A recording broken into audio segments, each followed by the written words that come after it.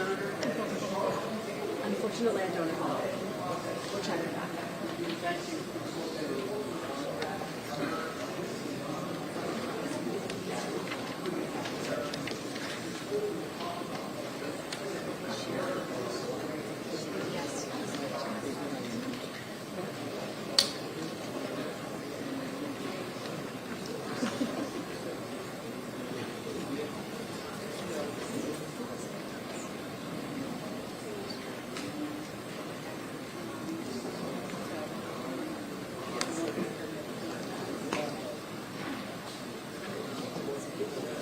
Welcome to Washington Dulles International Airport.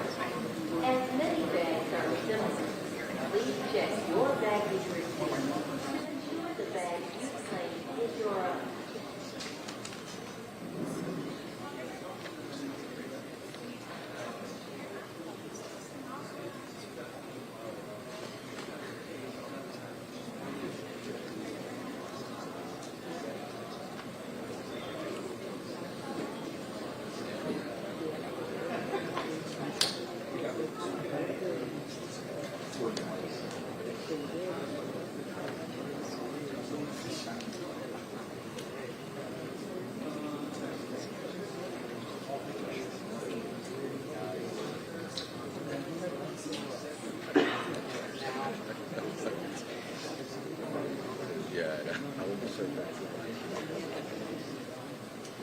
I'm sure he's not.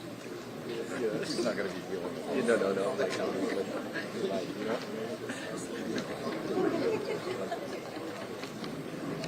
Yeah. Did you have the staff?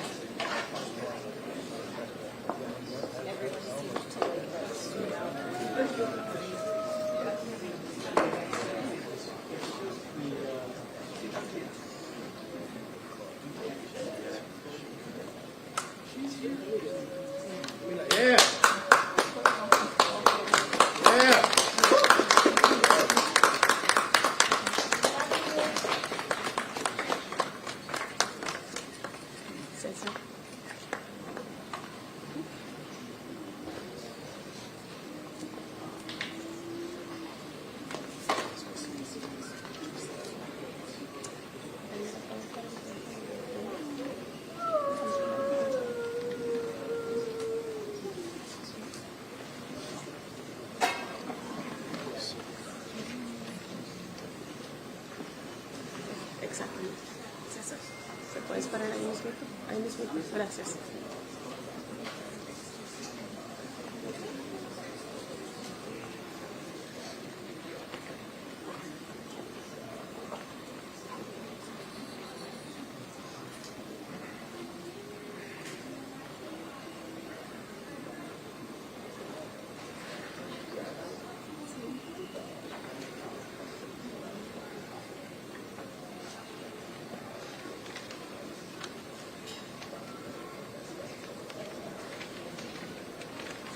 Estamos con ustedes. Usted no está sola. Estamos con ustedes. ¿Se puede? Sí se puede. ¿Se puede? Sí se puede. Ahora, aquí y siempre. Ahora, aquí y siempre. Ahora, aquí y siempre. Si se puede. Si se puede. Si se puede. Si se puede. Si se puede. Si se puede.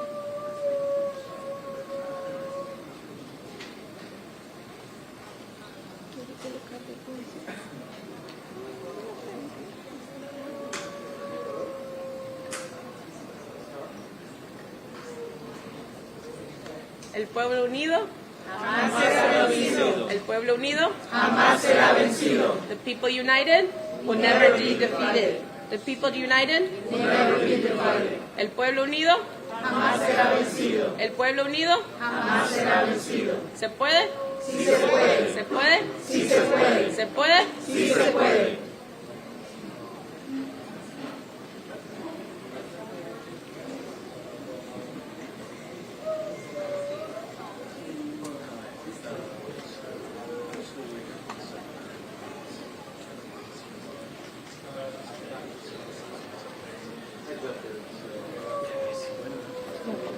El pueblo unido jamás será vencido. El pueblo unido jamás será vencido. Si se puede, sí se puede. Si se puede, sí se puede. The people united never be divided.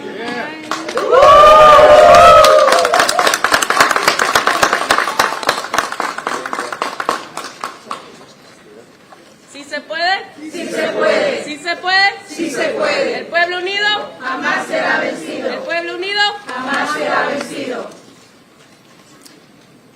It's good to be home. Now we need to end the illegal abduction of Kilmar Ábrego Garcia and bring him home too. We're joined by his wife, Jennifer, by his mother, Cecilia, by his brother, Cesar, and thank all of the rest of you who are joining us in solidarity with the Constitution and Kilmar. Look, I'm a little sleep deprived, and I want to be as clear as possible about what this is about and what it's not about. So I'm going to read the remarks that I wrote on the plane ride home. As the federal courts have said, we need to bring Mr. Ábrego Garcia home to protect his constitutional rights to due process. And it's also important that people understand this case is not just about one man.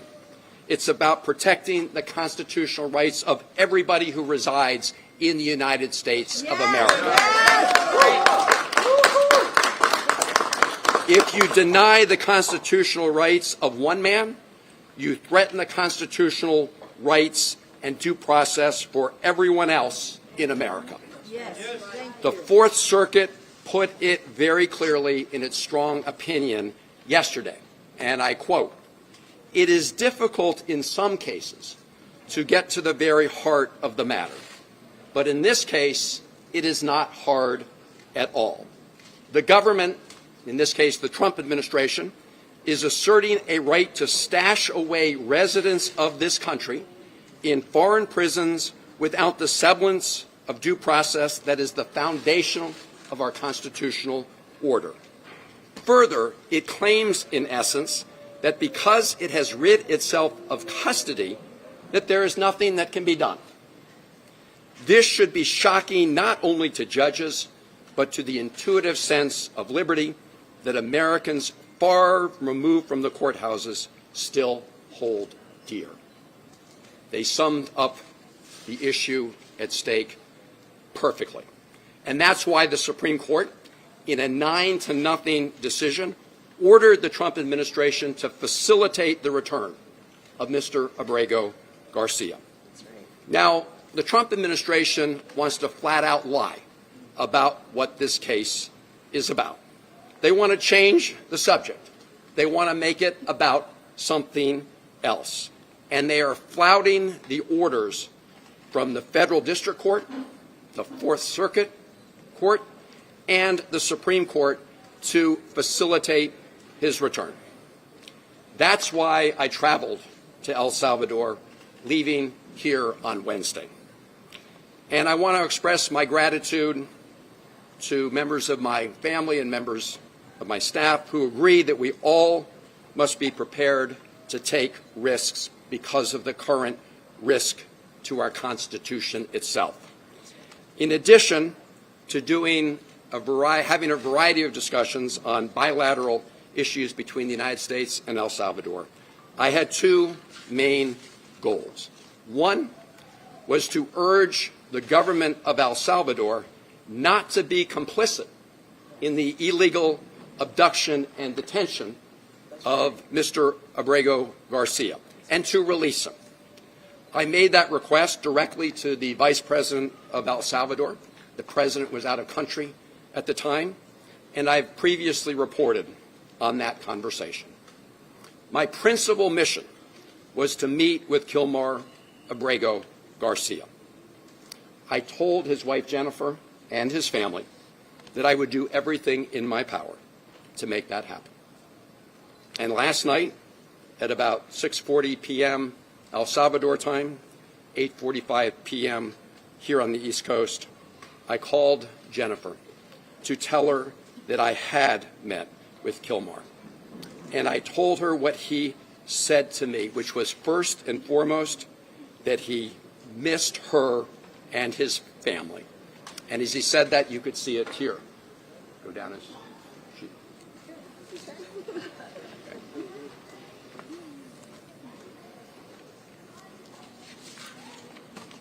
Now, getting a meeting with Kilmar was not easy.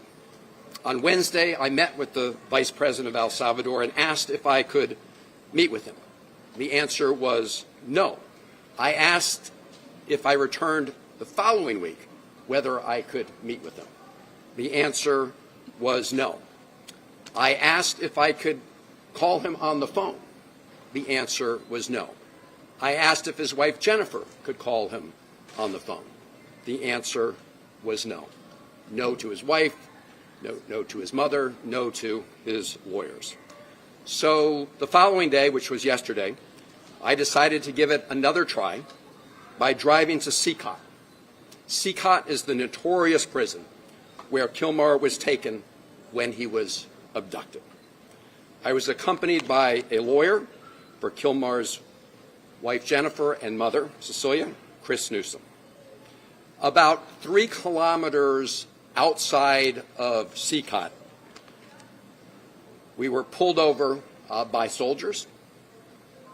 You could see the rest of the traffic was allowed to go by. We were pulled over by soldiers and told that we were not allowed to proceed any farther. When I asked why, I was told that they had orders not to allow us to go any further. When I asked them if they knew anything about the condition of Mr. Ábrego Garcia, they said no. And so much later in the afternoon, I was actually getting ready to catch a plane out of San Salvador back here later yesterday evening. And all of a sudden, I got word that I would be allowed to meet with Kilmar Ábrego Garcia. And they brought him to the hotel where I was staying. And after that meeting, as I said, I called his wife Jennifer to report on some of the news of that meeting. And now I'm going to report to all of you about our discussion. When I told him that his wife and family sent their love and were fighting for Kilmar's return home every day, he said that he was worried about all of you. That was his response. How are you dealing with this horrible ordeal and nightmare for the family? He said that thinking of you, members of his family, is what gave him the strength to persevere, to keep going day to day, even under these awful circumstances. He spoke several times about your 5-year-old son who has autism.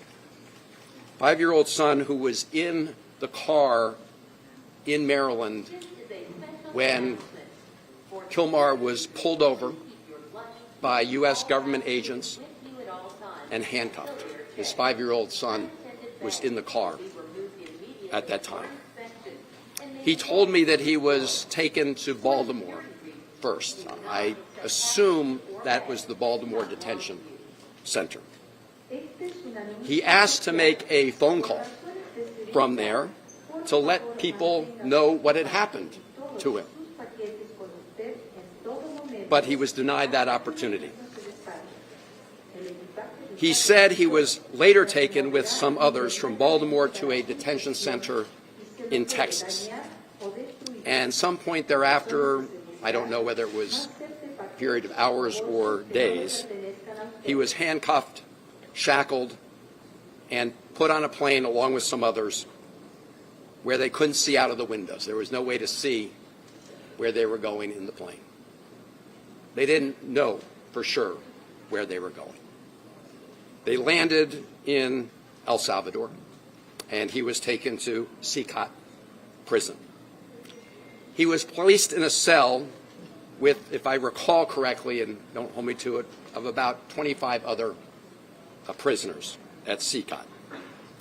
He said he was not afraid of the other prisoners in his immediate cell, but that he was traumatized by being at Sikhat and fearful of many of the prisoners in other cell blocks who called out to him and taunted him in various ways.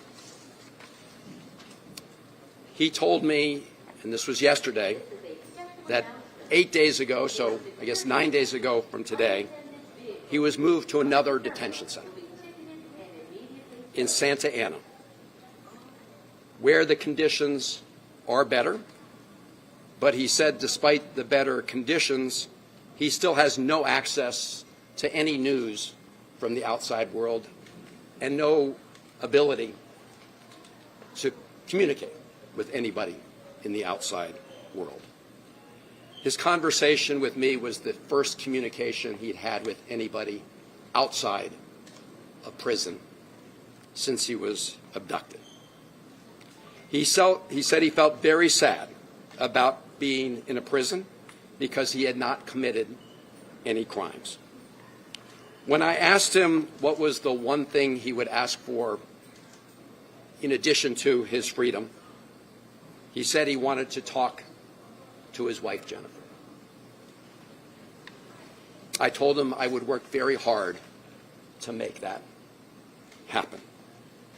I told him that in addition to his family, that all of you who are here today were fighting to bring him home. I told him that his brothers and sisters in his union, the sheet metal workers union, were fighting to bring him home. That brought a smile to his face. I told him that millions of Americans understand that what is happening to him is a threat to their own constitutional rights. I told him about the decisions of the federal courts, the district court, the Fourth Circuit Court, the Supreme Court. And I think that in addition to knowing that his family was fighting for him, all of that gave him strength, the fact that all of you here were fighting for him.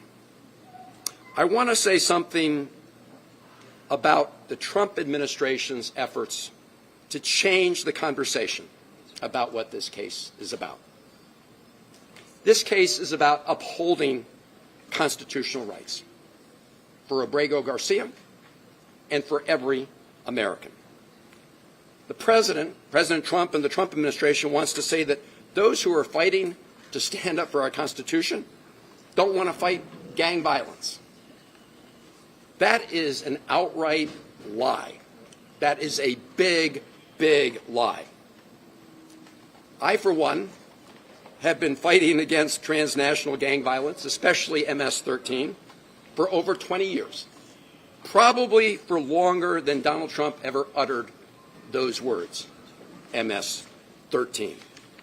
Over 20 years ago, I worked to establish an anti-gang task force, a regional anti-gang task force in the Maryland, Washington, D.C., and Virginia area.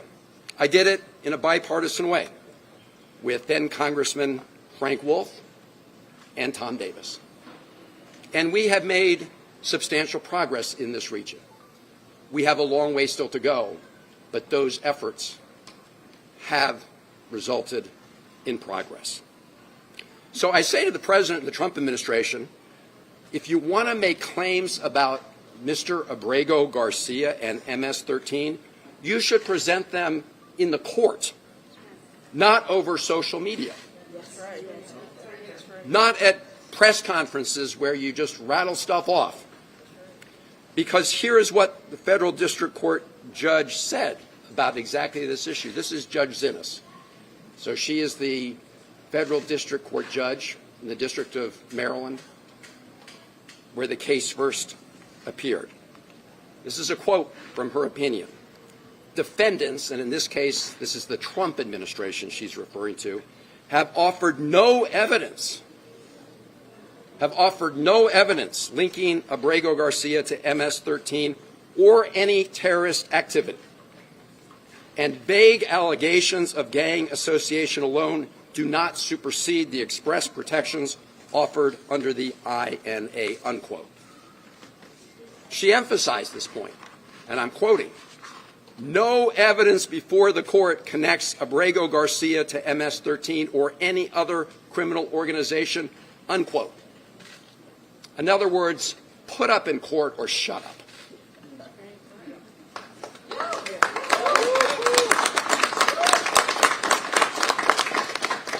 What the Trump administration did admit in court was that Kilmar Ábrego Garcia has been mistakenly detained. They called it a, quote, administrative error, unquote.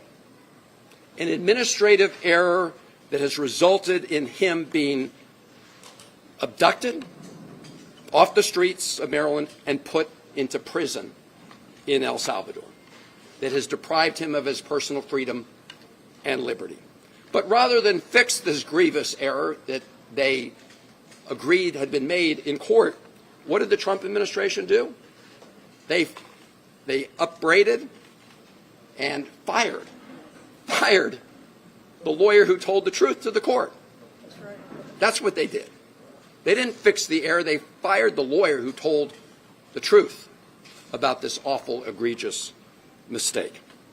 And now, despite the fact that the Supreme Court has ordered the Trump administration to fix that error, that has deprived Mr. Ábrego Garcia of his liberty, they are flaunting, the administration, the Trump are flaunting the court order to facilitate its return.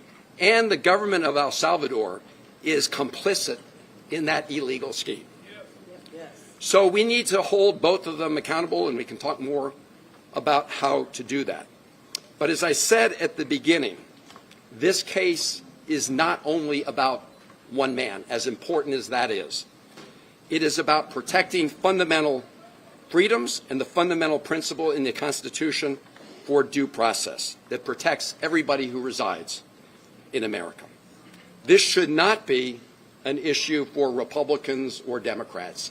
This is an issue for every American who cares about our Constitution, who cares about personal liberty, who cares about due process, and who cares about what makes America so different, which is adherence to all of those things. This is an American issue. Now I just want to take a moment. I hadn't planned to do this, but as I was landing on the airplane, I got a transcript of some questions President Trump was asked at the White House today about what I would call Margarita Gate. I don't know if you guys have been following this, but President Bukele, after I met with Kilmar, did this tweet showing us at a table with these two glasses. So here's what happened. When I first sat down with Kilmar, we just had glasses of water on the table. I think maybe some coffee.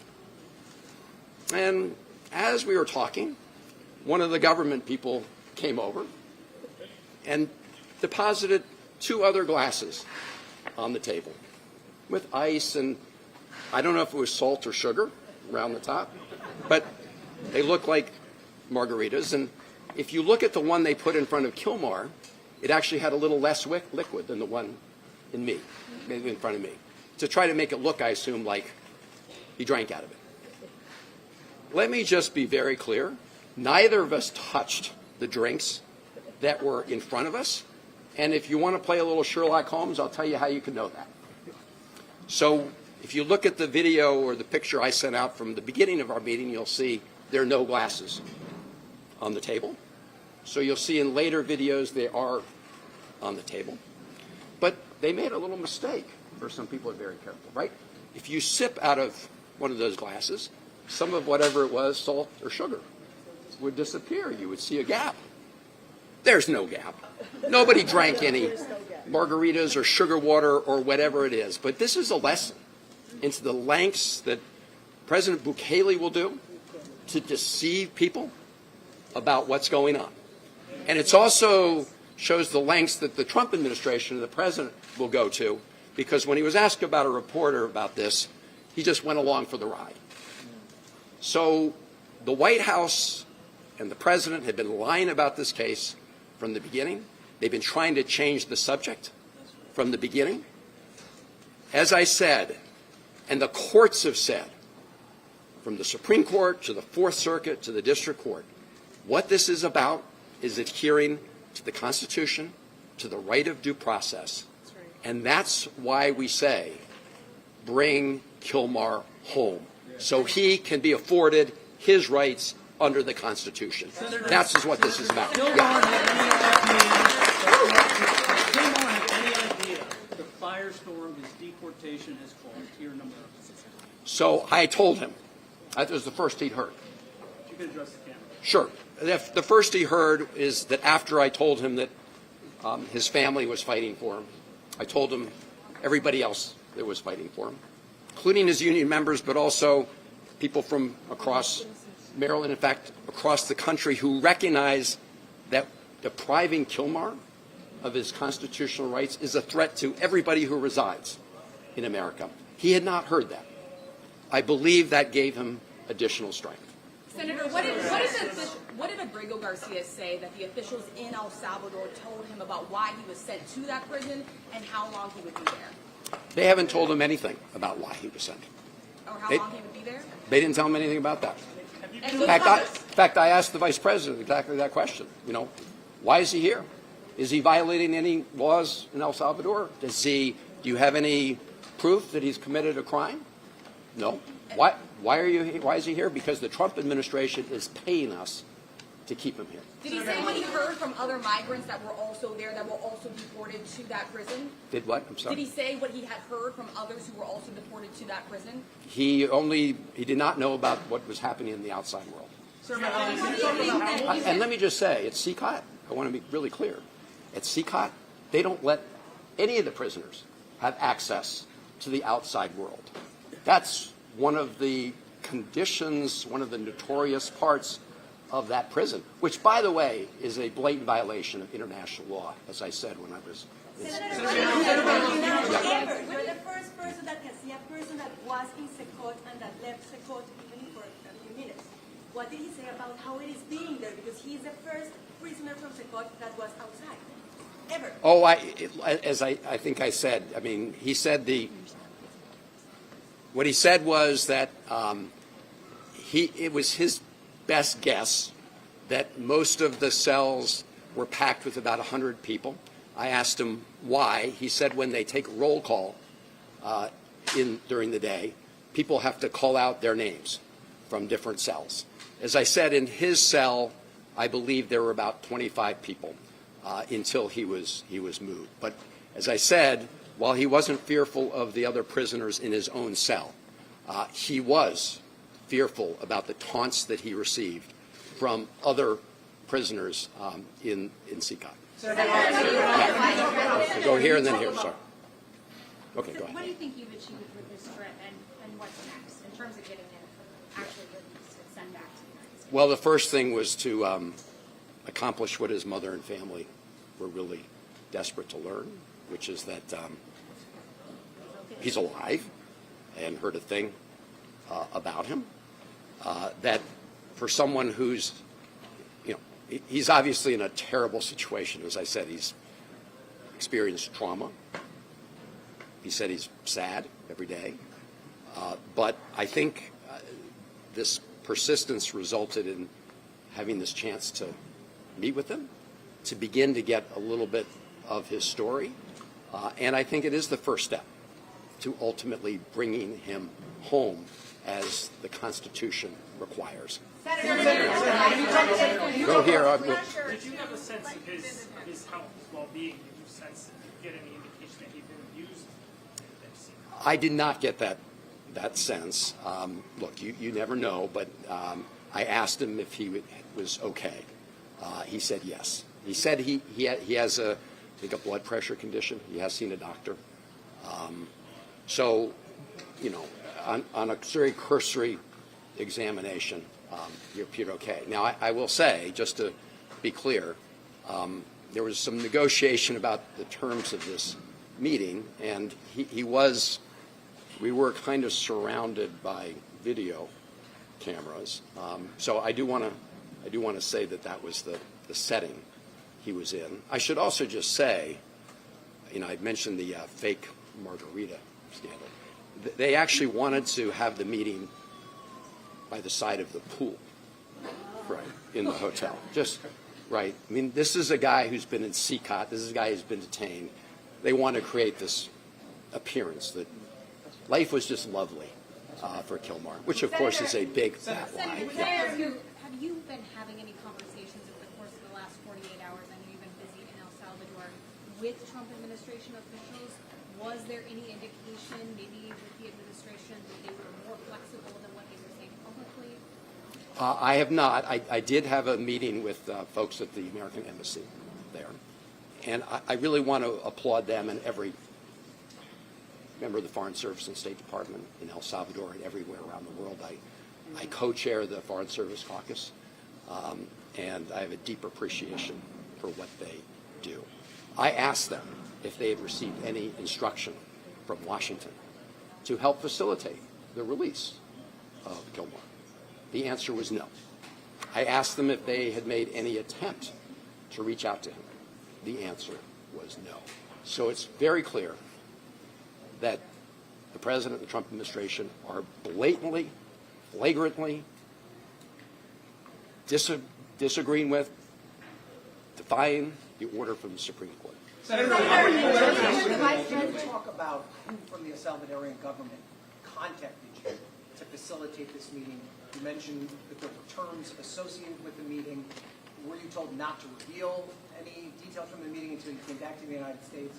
And were you at all concerned for your safety in and around this meeting taking place, or at any point during your time in El Salvador? So I was not concerned about my safety at this meeting. And I will say, you know, obviously there's a lot of uncertainty when you're approached by soldiers and have your car pulled over to the side of the road and told you can't go any further. But I will say that the soldiers acted professionally, okay, in their encounter with me. They had their orders. They implemented their orders. In terms of, I'm sorry, what was the About the meeting, how the meeting came to be contacted? So the meeting, they reached out to say that I would meet the Salvadorian government. Look, in El Salvador, everything happens because Bukele says it could happen. And if you look at the video he sent out right afterwards with the fake margaritas, you can see that all of that was a setup. Okay, so that's why. And as to how I was notified, their message was transmitted to me through the embassy. Senator, in your meeting with the Vice President, were you able to glean anything about the agreement that the right here, and then I'll go right there. Okay. The response from Republicans to your visit is that you care more to meet with Ábrego Garcia than you do with Rachel Warren, who is the mother of a Maryland woman who died in your state. What is your response to that criticism specifically? Well, my response is that my heart goes out to the family of Rachel Warren. As I said at the time, my heart breaks for what happened to them. That should not happen to any family in America. And I'm very glad that a court of law convicted her killer and is going to punish her killer in a court of law. The reason we have courts of law are to punish the guilty, but also to make sure that those who have not committed crimes are not found guilty and arbitrarily detained. In other words, everybody has due process. So the effort by the Trump administration to try to conflate these two issues goes to the heart of what I was just talking about, their effort to change the subject. But again, to the Morin family,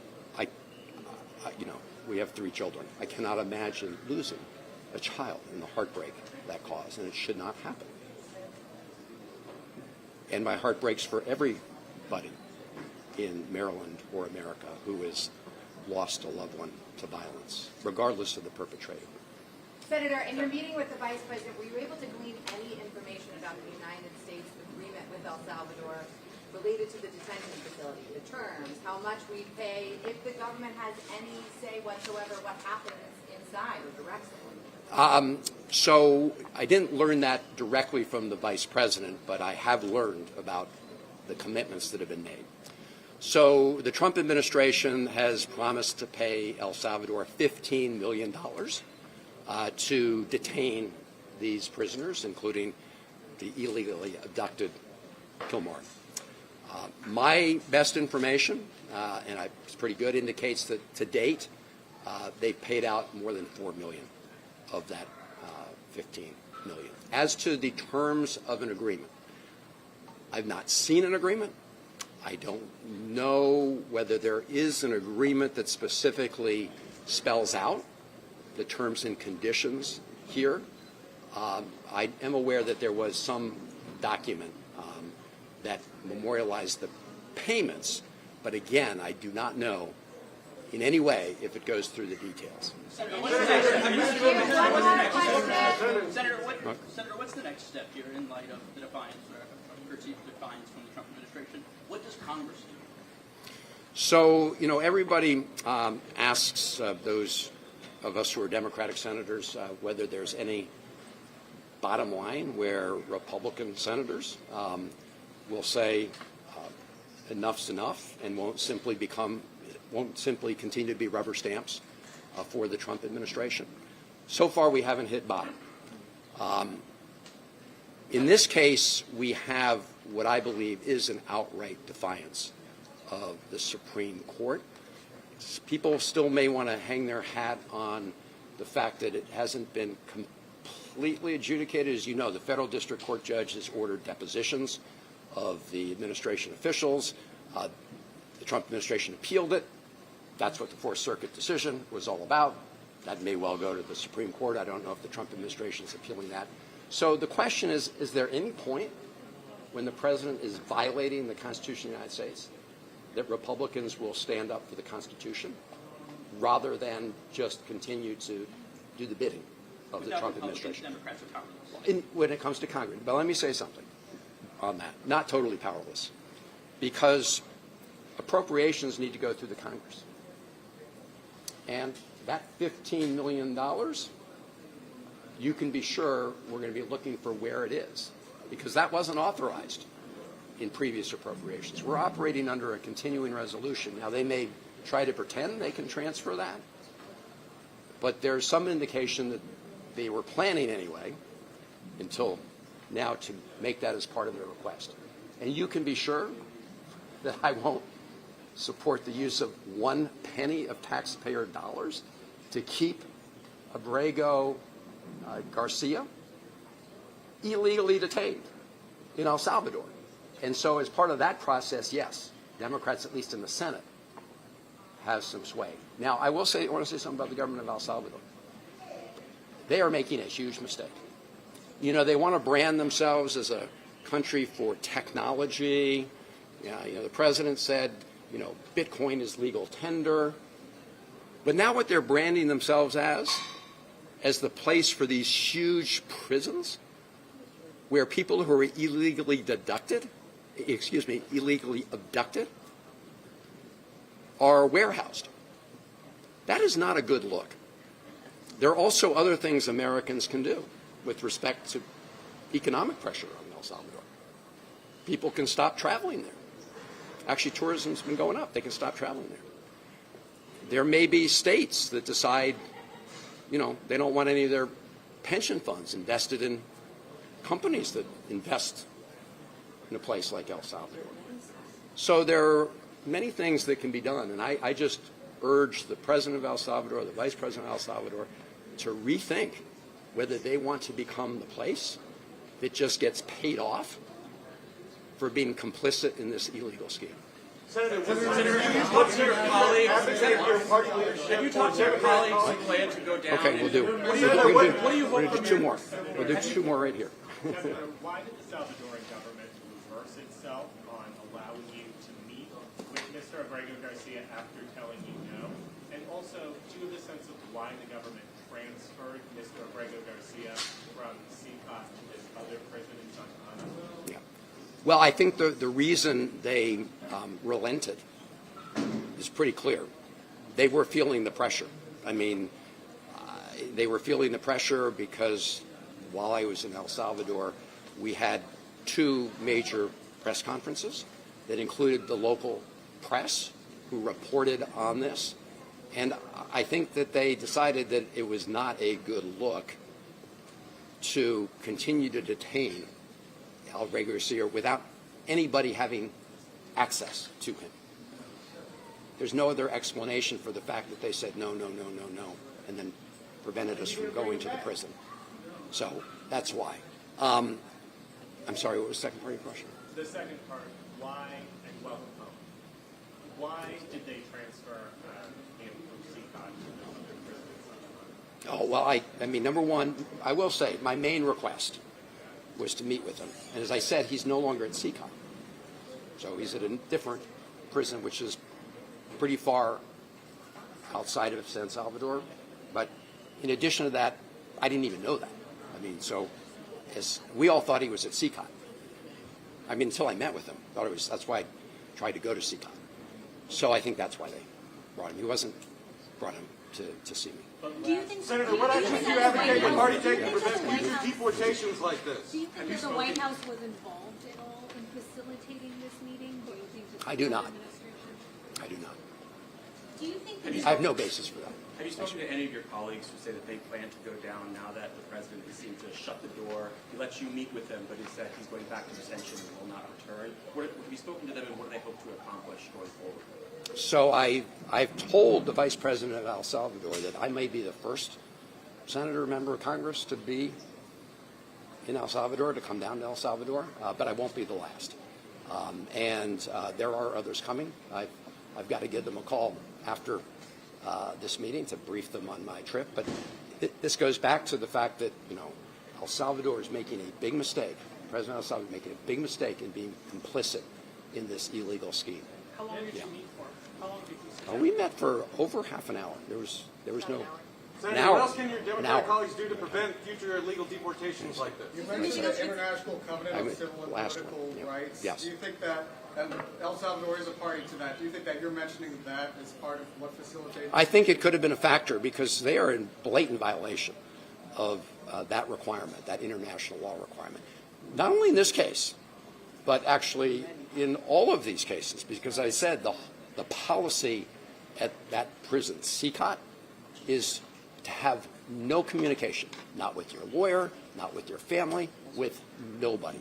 That is a violation of international law. And as I mentioned, El Salvador is a signatory to that. Thank you all very much for being here. And I